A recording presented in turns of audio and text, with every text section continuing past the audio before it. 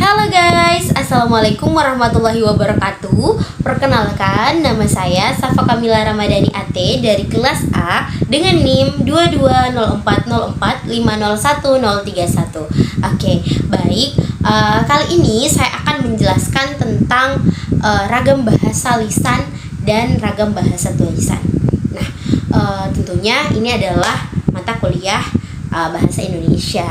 Nah, langsung saja kita membahas lebih lanjut tentang ragam bahasa lisan dan juga ragam bahasa tulisan. Nah, ragam bahasa lisan dan ragam bahasa tulisan ini termasuk ke dalam ragam bahasa yang dilihat dari cara berkomunikasi. Nah, yang pertama kita akan membahas tentang ragam bahasa lisan. Nah, ragam bahasa lisan ini adalah salah satu suatu ragam bahasa yang dihasilkan oleh alat ucap atau mulut atau organ of speech.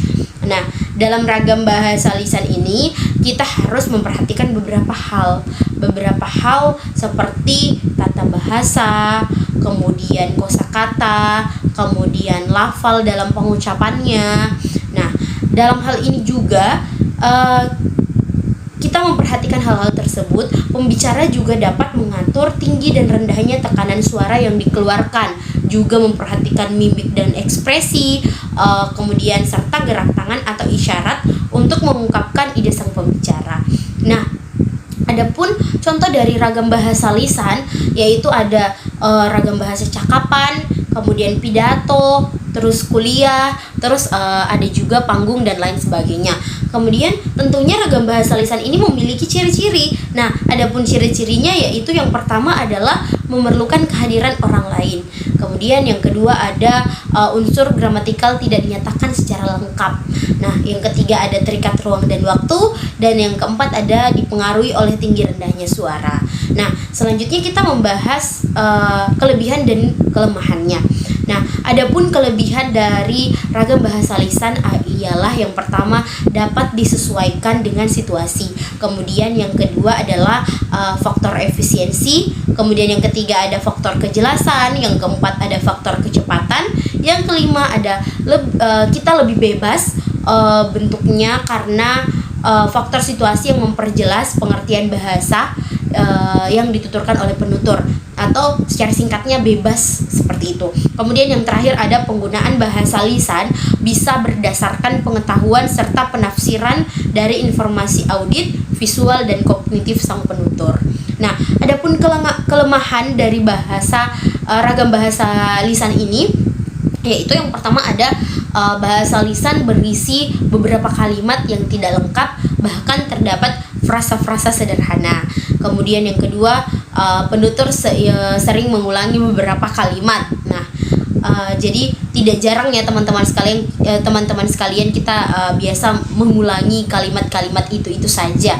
Kemudian yang ketiga ada tidak semua orang itu bisa melafalkan bahasa lisan dengan benar.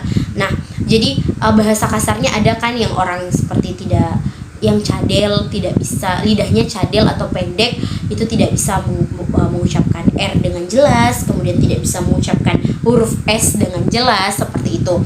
Nah, kemudian yang terakhir ada aturan-aturan bahasa yang dilakukan itu tidak formal. Nah, baik, kita melangkah ke ragam bahasa tulisan.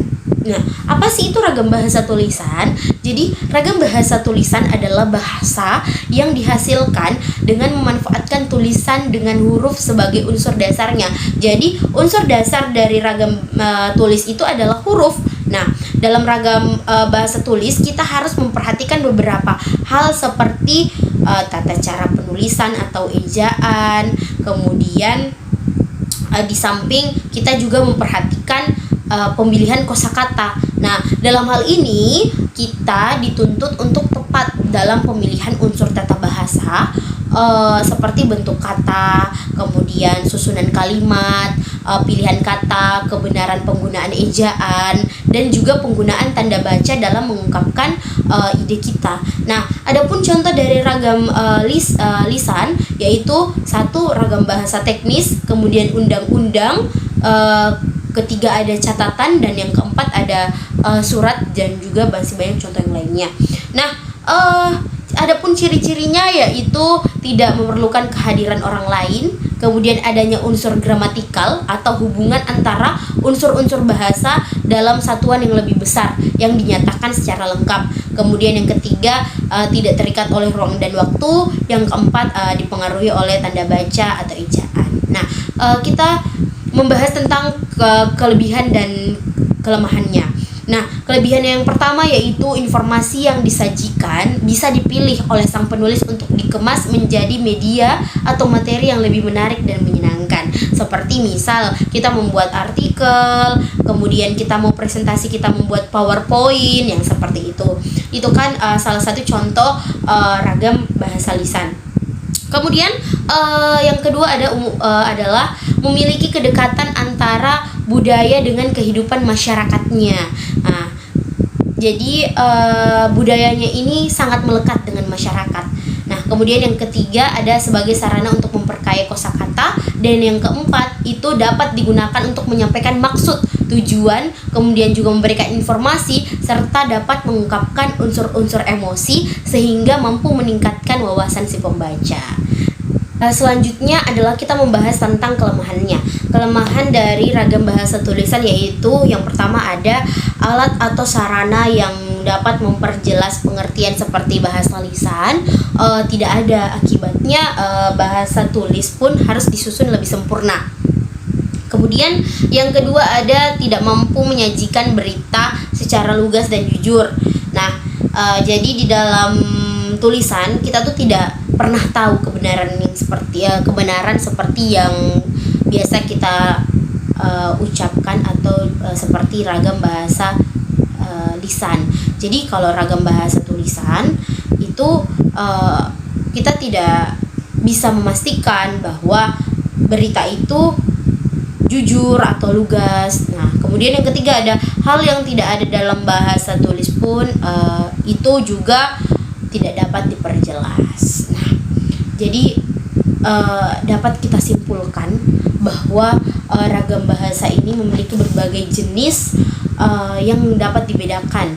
Nah, jadi ragam bahasa itu dapat dibedakan menjadi 3 hal, yaitu cara berkomunikasi, cara penuturan, dan topik pembicaraan. Nah, dilihat dari cara berkomunikasi seperti yang kita bahas bersama pada kesempatan kali ini, ragam bahasa dibedakan menjadi 2, yaitu tulis dan lisan. Nah, dalam hal ini penggunaan ragam lisan lebih baik karena seseorang dapat langsung mengekspresikan apa yang ingin diungkapkan daripada menggunakan tulisan. Seperti itu. Terima kasih atas kesempatannya. Kurang dan lebihnya mohon dimaafkan. Wassalamualaikum warahmatullahi wabarakatuh. Dadah.